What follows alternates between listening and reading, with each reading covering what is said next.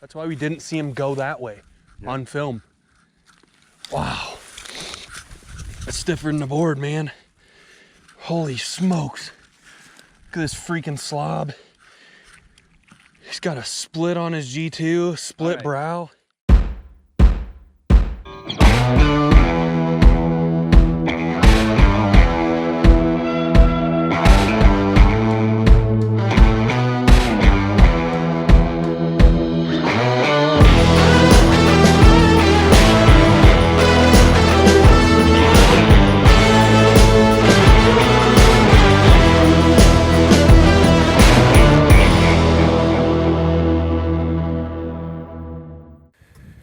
The morning has officially grinded to a screeching halt. We didn't see any deer. The wind is picking up now and it's just gusty. It's just kind of that stereotypical tough hunting conditions. It's hard to hunt whitetails when it's so freaking windy out just because they're so skittish, and when you take one of their senses away, it makes sense. I wouldn't want to move either. But we're going to take this stand out, this pair of summits, and we're going to move it to an area of the place that we call Kansas. Big bedroom, just like I was talking about earlier. You can hunt. We'll be able to hunt this stand on a north or a south wind. So for the next couple of days, when it's very hard north winds and it's very cold, we'll be able to hunt there. And we'll also be able to hunt there when it switches on Saturday, Sunday to a south wind. So it'll be dual purpose for us. Get a couple good wind directions on it and out of it. So we're gonna pull this stand out of this tree and move it in hopes that we can get on another one.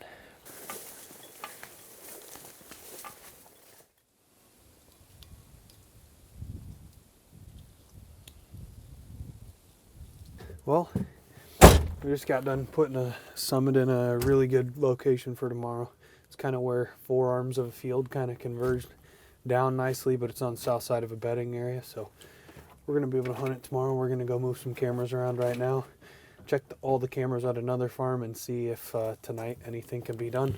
So the story of Teeter kind of begins about 2 years ago when Garrett and I had initially had the conversation that we needed another place, another property to be able to hunt during the rut. So the property that you guys have watched us hunt over the last few years, the one in which we killed Geronimo, Lucky, all of our big bucks really, that's about 100 acres that's set aside that we've been able to hunt and manage particularly well within the last 3 or 4 years, but we've hunted for 8. So we needed another spot for the rut. So the summer of 2018 rolls around and Garrett is able to get us permission on this new place, which is 400 acres, 4 or 5 times bigger than any property we've ever hunted before. And the thing that we noticed when we put boots on the ground is that because of its enormity, because of how large this acreage is, because the amount of field, the amount of timber and bedding on this property could hold a lot of bucks.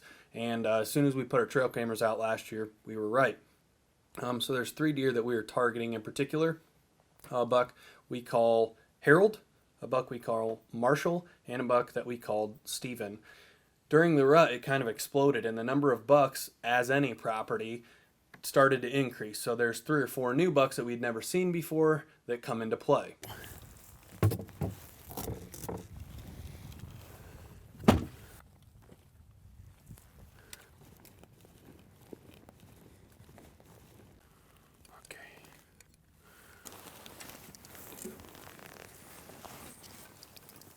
Alright guys, well it's 10 o'clock and we just got done taking pictures of Garrett's buck that we shot 2 days ago.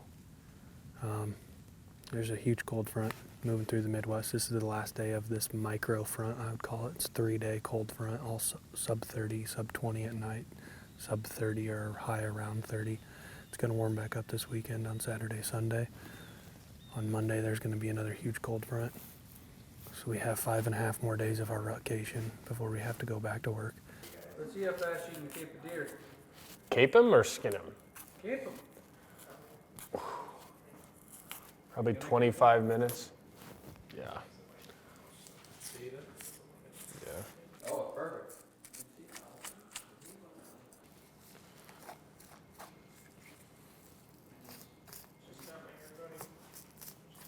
And when the morning came, just like most people do during the rut, we rattled. And we brought our decoy with, and then on this particular day, in this particular occasion, the buck stands up and it's within 2 minutes that we see him coming right straight for us. Happy November 9th. We're in a really good spot right now. We just need the deer to cooperate. We got a wind laying out perfect for our decoy setup. There's a south wind today, which pushes us out over this field.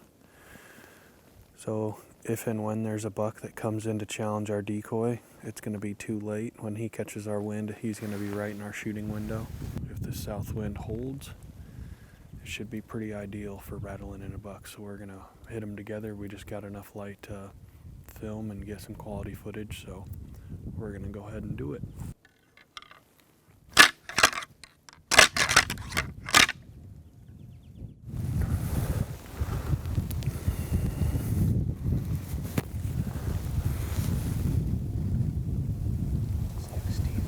Yep.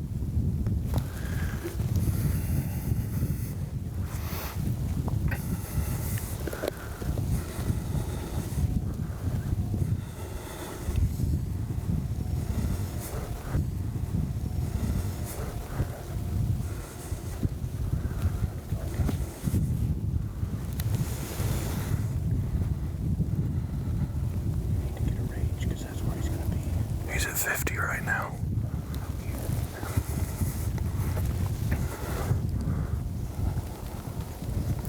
He's at 49.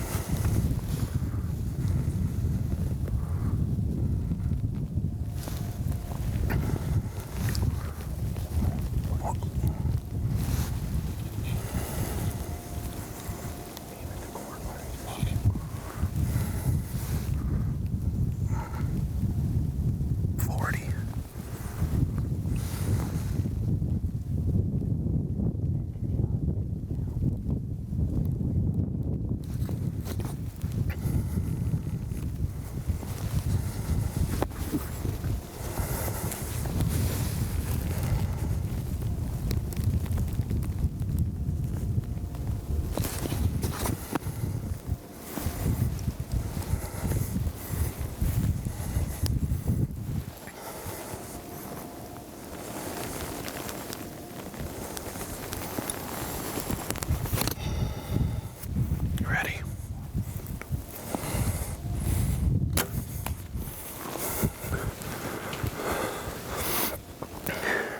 Hit him high, but he's bleeding a lot. He's bleeding a lot. Pass through. I would have liked to have been about a couple inches lower, but we're gonna go review the footage. Back out of here for a while.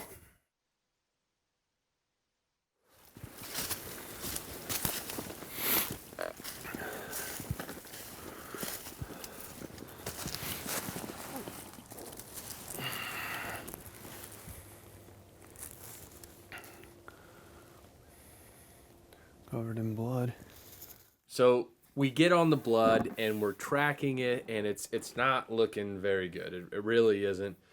We watched a shot and we reviewed it and we did our best to pre-analyze what we're getting into, right? How far did we watch him run?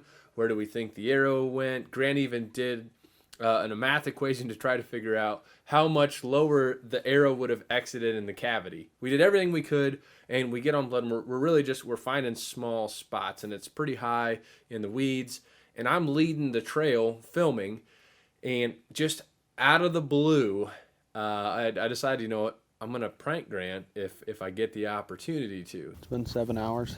Shot him at 6:30. It's now about 1:30, 1:40. So it's been long enough. It's a lethal shot. He will be dead.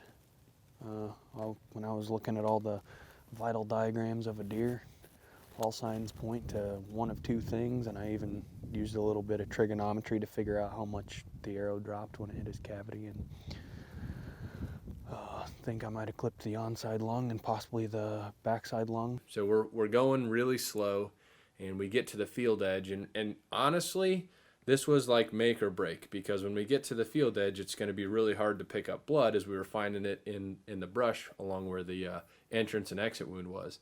And I just turned my head, and there Teeter is, dead, probably 20 yards. Immediately, I just back up and I tell Grant that he's not quite dead yet and that he needs to get another arrow in him. I make him take his boots off. We're whispering. We're quiet. He's asking me all these things, and I'm telling him he's in cloud 9, like way in a different spot. I'm telling him he's going to have to make like a 60-yard shot through a little bit of stuff. And I can tell Grant's getting worked up, and I'm kind of poking at him like, man up, finish it. It's on you. We're going to go up and get another arrow in. Release on, right? Yeah.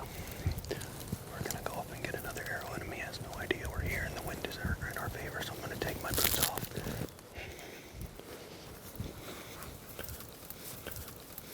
I'm only going to take steps when the wind is howling.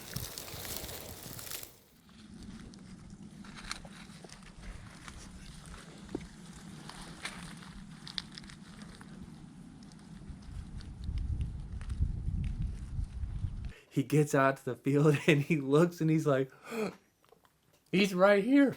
And at that point, he knew that he'd been punked. And it was the best prank that I've done on him to date. All of it is on film. And I'm sure that I will get, I'll get payback sometime soon. Oh, he's right there. He's way closer than that. Because he's dead, you dumbass. Yes! Oh, he went right down. Yeah. Garrett just played the most foul prank to me I think that he's ever played. Ever in our friendship. Been best friends for I'm shaking. I'm sorry, boys. about 12 or 15 years now, and that was the dirtiest he ever done me. Wow, look at all the freaking blood. I think I smoked him in the lung. Look at all that blood. Yep. That's why we didn't see him go that way on film. Wow. That's stiffer than the board, man. Holy smokes. Yeah.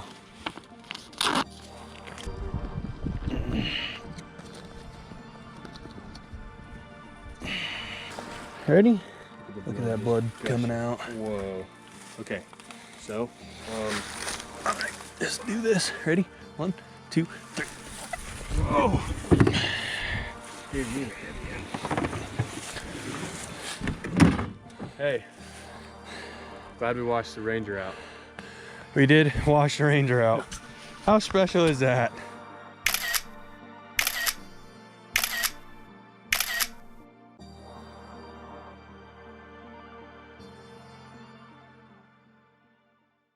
If you like listening to hunting stories as much as watching them, then check out our podcast. The Last Breath Huntcast is available on iTunes, Spotify, and all other major podcast platforms.